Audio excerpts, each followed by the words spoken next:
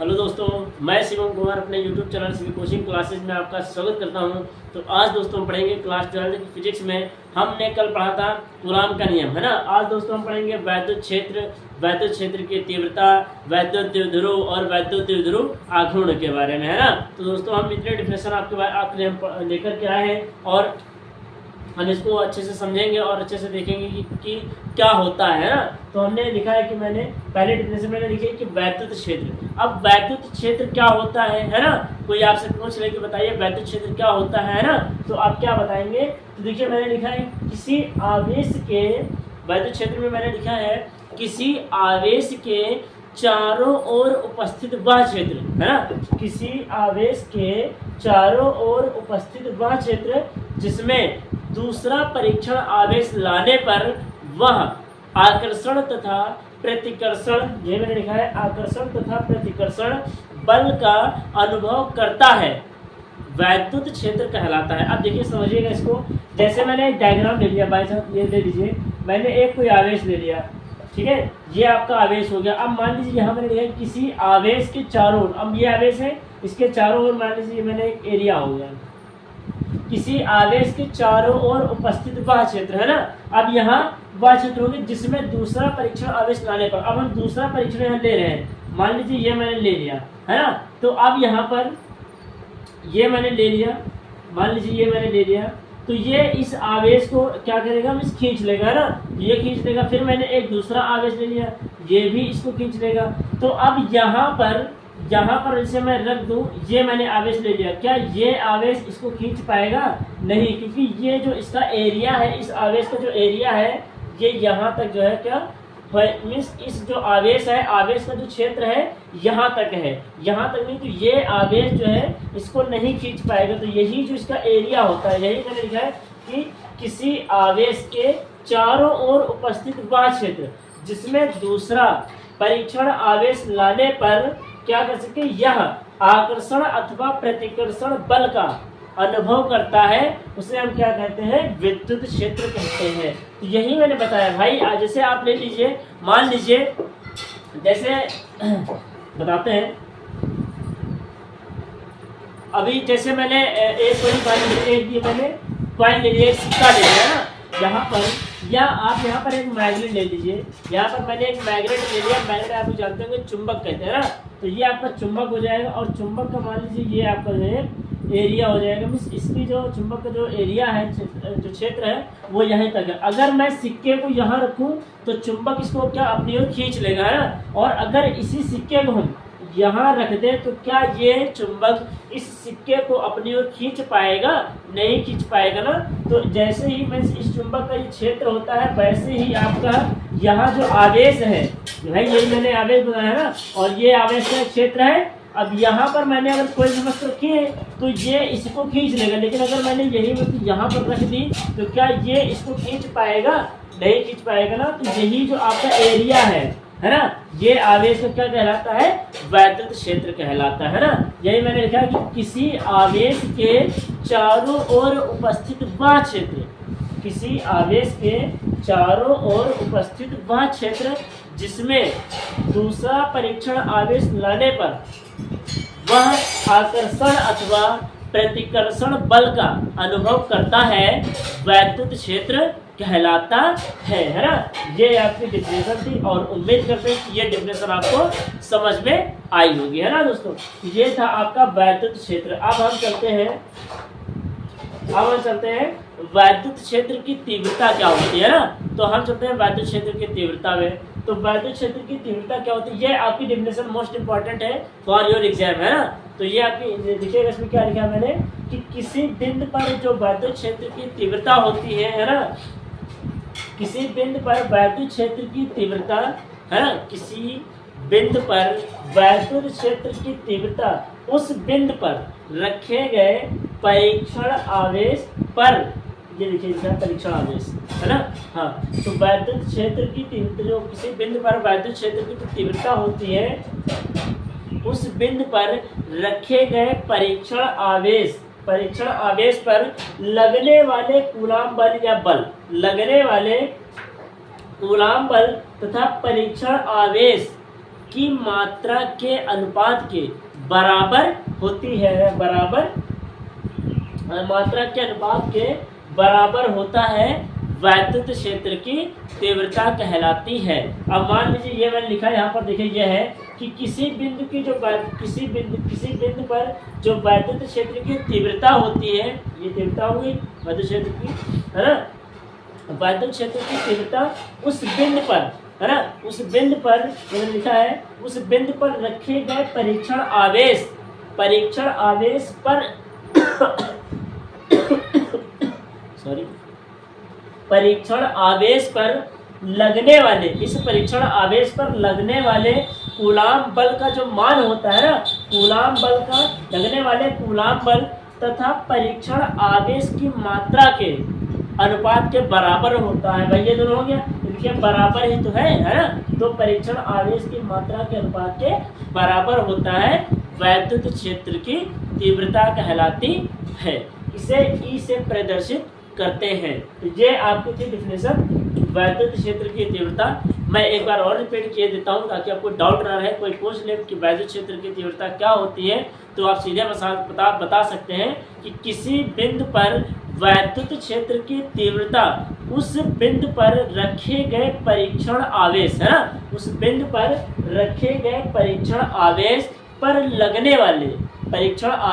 लगने वाले कूलाम बल तथा परीक्षण आवेश की मात्रा के अनुपात के बराबर होती है, उसे हम क्या कहते हैं, वैद्युत क्षेत्र की तीव्रता कहलाती है।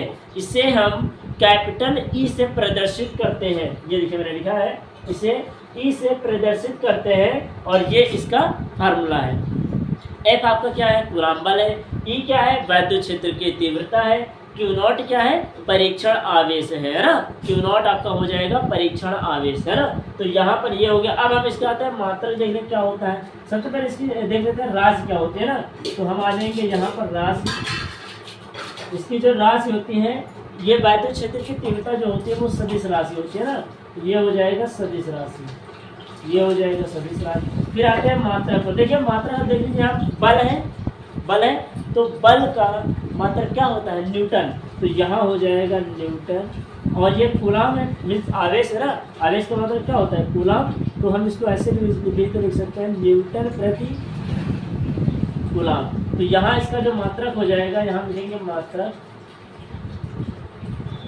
हो जाएगा न्यूटन प्रति कूलाम, ये इसका मात्रक हो जाएगा। अब हम यही पर आ जाए, इसकी विमा निकाल लेते हैं। तो मैं विमा यहाँ पर लिख रहा हूँ, विमीय सूत्र है ना, विमीय सूत्र। तो यहाँ पर विमीय सूत्र क्या मिलेगा, अब आप देख लीजिए, ये बल है ना, E = F, है ना। तो अब ये बताइए, बल है और बल की विमा मैंने बता रखे, मेरा एक लेक्चर है उसमें मैंने उसके मात्रक और उसके विमीय सूत्र मैंने बताया कि किस प्रकार हम मात्रक और विमीय सूत्र निकालते हैं। तो आप मेरा लेक्चर को देख लीजिएगा, आपको विमा निकालना आ जाएगा, है ना। तो यहाँ पर मैंने लिखा यहाँ पर F है, मीन्स बल, और बल को लिखा F बराबर m में होता है, तो क्या हो जाएगा, सीधे वहाँ से लिखेंगे mL/T-2, ये आपका हो जाएगा।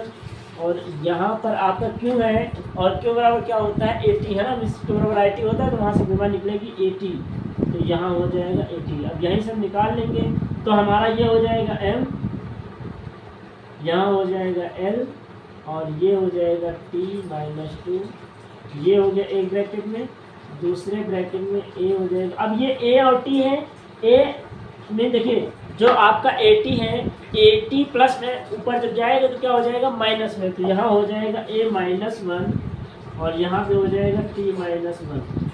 अब यहाँ हम इन दोनों को जब ऐड कर लेंगे तो हमारा हो जाएगा M, यहाँ L तो है नहीं, ये हो जाएगा L, और यहाँ T-2 है, यहाँ T-1 है, खाते जुड़ जाएंगे तो हमारा हो जाएगा T-3, और ये हो जाएगा A-1, और ये इसकी क्या हो जाएगी, ये इसकी वैद्युत क्षेत्र की तीव्रता की विमा हो जाएगी। तो उम्मीद करते हैं कि आपको वैद्युत क्षेत्र समझ में आया होगा, वैद्युत क्षेत्र की तीव्रता समझ में आई होगी, उसका मात्रक और उसका विमीय सूत्र। तो आपको अगर समझ में आया हो तो आप इसका स्क्रीनशॉट ले लीजिए, फिर हम चलते हैं नेक्स्ट डिफिनेशन पर, है ना। तो आपने समझा होगा, मैंने विद्युत क्षेत्र बताया और विद्युत क्षेत्र की तीव्रता बताई। अब हम चलते हैं वैद्युत द्विध्रुव और वैद्युत द्विध्रुव आघूर्ण पर कि हमारा वैद्युत द्विध्रुव क्या होता है ना। तो अब यहाँ हम समझेंगे और देखते हैं क्या होता है। लिखेंगे हम, मैंने लिखा है कि वैद्युत द्विध्रुव लिखा है मैंने कि यदि दो बिंदु आवेश, वैद्युत द्विध्रुव मैंने लिखा है कि यदि दो बिंदु आवेश जिनकी मात्रा समान परंतु प्रकृति क्या हो, विपरीत हो, है ना। जिनकी मात्रा समान हो परंतु प्रकृति क्या हो, विपरीत हो, है ना। परंतु प्रकृति विपरीत हो तथा एक दूसरे से कुछ दूरी पर रखे गए हों, तथा एक दूसरे से कुछ दूरी पर रखे गए हों, तो ऐसे निकाय को द्विध्रुव कहते हैं। अब हम समझ लेंगे, डायग्राम से समझते हैं और देखते हैं डायग्राम से क्या कह रहा है ना। तो देखिए मैंने ले लिया है कि दो आवेश मैंने ले लिया है, एक माइनस क्यू तथा दूसरा प्लस क्यू। तो ये मैंने ले लिया है दो आवेश, दो आवेश हो गए ना, दो आवेश हो गए। अब देख लीजिए कि भाई ये दोनों एक दूसरे से 2l दूरी पर रखे गए हैं। ये बात नहीं कि मैं कुछ दूरी पर रखे गए हैं। अब यहाँ ये मात्रा क्या समान है। अब यहाँ पर मीन्स भाई यहाँ से अगर लेंगे तो एल ये भी हो जाएगा, यहाँ से लेंगे एल ये भी हो जाएगा, तो इनकी मात्रा क्या हो जाएगी, मीन्स इस प्रकार से समान हो जाएगी। दूरी कह सकते हैं, मीन्स मात्रा के क्वांटिटी हो जाएगा, है ना। एक पॉजिटिव दूसरा निगेटिव, तो यहाँ प्लस क्यों है यहाँ माइनस क्यों है, तो यही लिखा है कि मात्रा तो समान हो जाएगी परंतु प्रकृति क्या हो जाएगी, विपरीत हो जाएगी। और एक दूसरे से कुछ दूरी पर या अल्प दूरी पर या 2l दूरी पर रखे गए हो, तो ऐसे निकाय को वैद्युत द्विध्रुव कहते हैं। यही मैंने लिखा है, एक माइनस क्यू दूसरा प्लस क्यू, दो आवेश हो गए और एक दूसरे से 2l दूरी पर स्थित है, इनकी मात्रा समान है परंतु प्रकृति क्या है, विपरीत है, तो ऐसे निकाय को हम वैद्युत द्विध्रुव कहते हैं, है ना। ये आपकी थी वैद्युत द्विध्रुव की डिफिनेशन। अब हम आते हैं वैद्युत द्विध्रुव आघूर्ण क्या होता है। तो वैद्युत द्विध्रुव आघूर्ण क्या होता है, मैंने फार्मूला लिख रखा है कि किसी द्विध्रुव का आघूर्ण, किसी द्विध्रुव का आघूर्ण, ये देखिए द्विध्रुव है, किसी द्विध्रुव का आघूर्ण द्विध्रुव के एक आवेश, है, किसी द्विध्रुव का आघूर्ण द्विध्रुव के एक आवेश, ये देखिए मैंने लिखा है, एक आवेश की मात्रा तथा दोनों आवेशों के बीच, ये देखिए मैंने लिखा है दोनों आवेशों के बीच की, दोनों आवेशों के बीच के गुणनफल के बराबर होता है। देखिए P बराबर, ये P में वैद्युत द्विध्रुव गुण है, P बराबर जो आवेश है, आवेश तथा दोनों आवेशों के बीच की जो दूरी होती है 12, इन दोनों के गुणनफल की क्या होता है, बराबर होता है। P बराबर Q इंटू 2l इसका क्या होता है, फार्मूला होता है ना। अब यहाँ पर इसका मात्रक देखिए क्या निकालेंगे, यहाँ से मात्रक की बात करेंगे, क्यों है, क्यों क्या होता है, आवेश,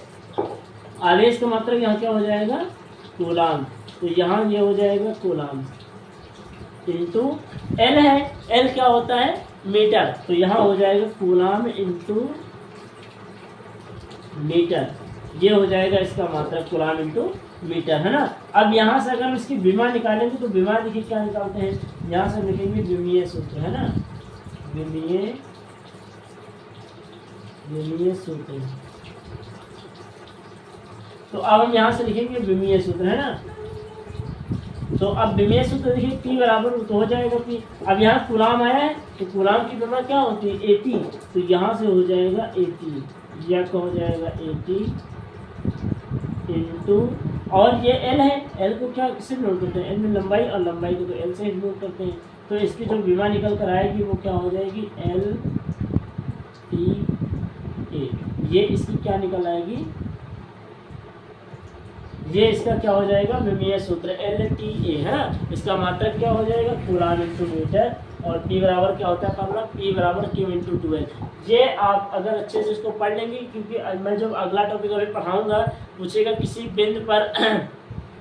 बिंदु पर वैद्युत क्षेत्र की तीव्रता के कारण अक्षीय स्थिति निकालना या निरक्षीय स्थिति निकालना, तो वो मैं अगले वीडियो में बताऊंगा। तो अगर आपको ये फार्मूला नहीं याद होगा तो यही फार्मूला वहाँ पर पुट करके हम वहाँ पर उसका मान जो है निकालेंगे, अक्षीय स्थिति या निरक्षीय स्थिति का। तो इसको आप जरूर से जरूर पढ़ लीजिएगा, और ये आपके एग्जाम के लिए भी छोटी छोटी डिफिनेशन है, इंपॉर्टेंट है। और उम्मीद करते हैं कि ये वीडियो आपको समझ में आई होगी, है ना, डिफिनेशन आपको समझ में आई होगी। और आपको मैंने जितने भी डेफिनेशनें बताई हैं वो आपको अच्छे से समझ में आई होंगी। अगर आपको वीडियो अच्छी लगी हो तो आप अपने दोस्त को, है ना, या अपने भाई बहनों को ये मेरी वीडियो शेयर कर सकते हैं। शेयर वीडियो अच्छी लगी हो तो चैनल को ज़्यादा से ज़्यादा लाइक करें, शेयर करें और सब्सक्राइब करें। Thanks for watching this video.